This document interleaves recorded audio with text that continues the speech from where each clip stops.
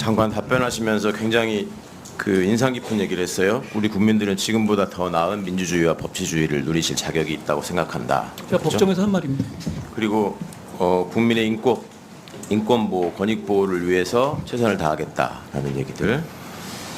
그거 관련해서 참 묻고 싶은 건 많은데 시간이 한정돼 가지고 그런데 제가 지난번에 정무직 공무원하고 정치인의 차이에 대해서 말씀을 드린 적이 있고 정무직 공무원으로서 정치적 중립을 지켜야 되는 의무에 대해서도 설명을 드린 바가 있어요. 역시 헌재 결정에 근거해서. 지금 장관 말씀하시는 거 보면은 그냥 모르는 사람이 들으면은 굉장히 뭔가 논리적이고 그럴싸한 내용이 있는 것 같은데 제가 듣기에는 이게 지금 앞뒤가 안 맞고 적어도 대한민국 국무위원으로서 하실 수 없는 얘기가 좀 포함되어 있는 것 같아서 지적을 드리고자 합니다. 인사검증과 관련해서 책임 여부를 물으니까 제가 알았다면은 그렇게는 하지 않았을 것이다라는 말씀을 반복하고 계세요.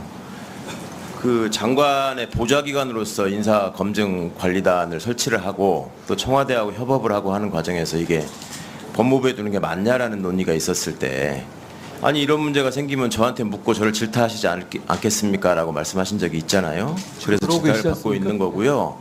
그런데 거기에 대해서 질타를 받는 사람의 태도는 그래서는 안 돼요. 과거에 잘 기억하겠지만 저기 철책선이 뚫려가지고 누가 월북하거나 월남하는 사람을 발견하지 못하고 이러는 경우 있어요. 그 병사들이 실수를 하는데 사단장이 보직해임 당합니다. 그때 사단장이 언론에 나서가지고 책임감은 느낍니다만 앞으로 제도 개선을 해야지 이걸 어떻게 다 막을 수 있겠습니까? 한계가 있습니다라고 변명하는 거 본 적 있어요?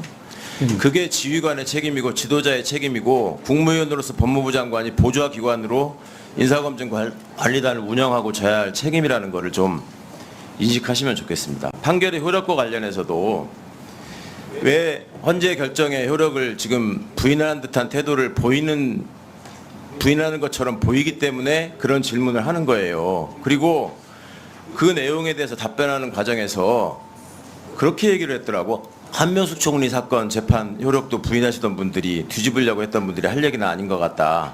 그런 얘기를 하려면 한명숙 총리 사건 소수 의견에 담겨있는 그 검찰 수사의 위법을 지적했던 부분에 대해서 인권을 보호하고 국민의 더 나은 법치주의와 민주주의를 위해서 법무부가 무슨 노력을 하고 있는지를 명확하게 입증하고 국민에게 확인하게 한 다음에 그런 얘기를 할 자격이 생기는 거죠. 그리고 강제징용과 관련한 대법원의 거듭된 판결의 효력을 부정하고 있는 현 대통령과 외교정책에 대해서 법무부 장관으로서 그리고 당시에 강제징용 판결과 관련한 그 판결을 지연시키기 위해서 대법원이 벌였던 그 사법농단 사건을 수사했던 당사자로서 이것이 법치주의와 민주주의에 저해되는 것이다라는 걸 지적하면서 얘기를 해야지 균형이 맞는 거죠. 소수 의견에 4사람이나 되는 분이 제 의견을 동조했기 때문에 저도 할 말이 있습니다라고 얘기할 게 아니라 대한민국의 법치주의와 민주주의 시스템에 의해서 이런 결정이 나왔으면 그동안에 본인이 주장했던 바가 받아들여지지 않은 점에 대해서 국민께 일단 사과를 드리고 그리고 그 소수 의견에서 지적한 점에 대해서도 고려해 주셨으면 좋겠다 하고 나오는 게 맞는 것이지 한명숙 총리 소수 의견은 한마디도 얘기하지 않는 사람이 본인과 관련된 거에 대해서 소수 의견을 얘기한다는 것도 앞뒤가 안 맞는 거라고 생각합니다.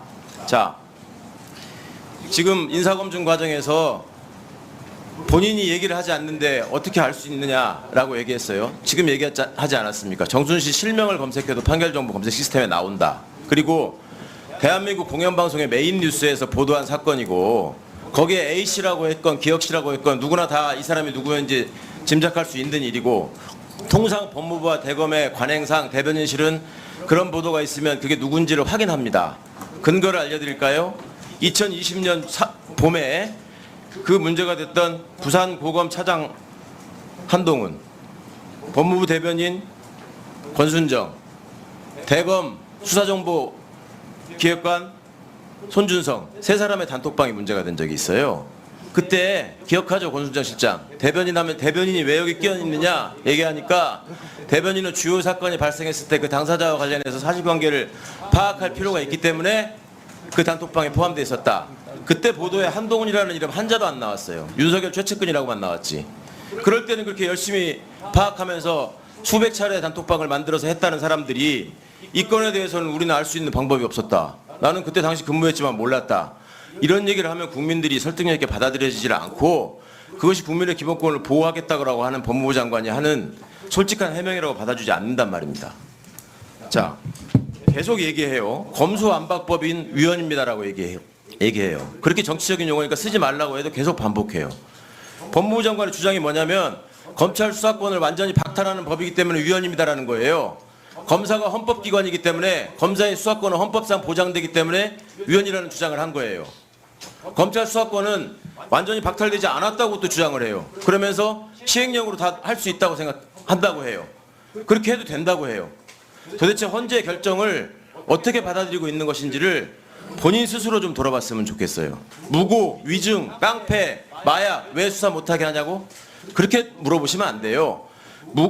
깡패나 마약 수사는 인지수사가 없습니다. 검찰이 인지하게 해주십시오. 통계를 제시하고 얘기를 해야죠.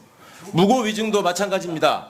고발 사건에 대해서 제대로 수사를 하고 있는데 왜 그건 없이 전부 다 인지를 검사가 해야 되는 것처럼 얘기합니까?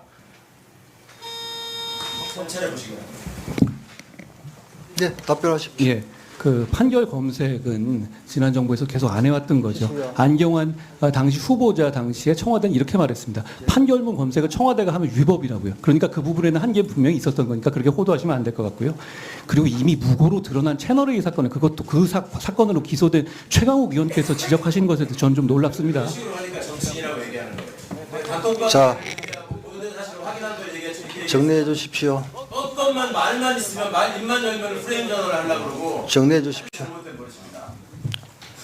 그 말씀을 조금 상가해 주십시오. 여기서 아니 그게 아니고 버릇이라든지 이런 용어들은 적절치 않다고 봅니다. 장관의 태도에 대해서 단 한 번이라도 지적을 하시고 그 말씀을 하십시오.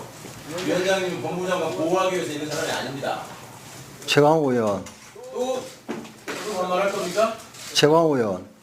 김도우 의원 말씀하세요. 그런 식으로 위원장이 회의를 진행하는데 단정적으로 그렇게 재단을 하지 마세요. 지금부터 잠시만 주목해 주시길 바랍니다. 구독자분들을 위해서 특별히 준비했습니다. 항상 여러분들에게 드리는 말씀이 있습니다. 이슈와 뉴스만 챙겨보셔도 충분히 돈을 벌 수 있다고 말씀을 드렸는데요. 여러분들 여기 보이시는 제 채널의 영상들을 보시면 어떤 생각이 드시나요? 단지 뉴스 영상만 보고 아무 생각이 없으신가요? 그렇다면 아주 잘못된 것이라고 생각합니다.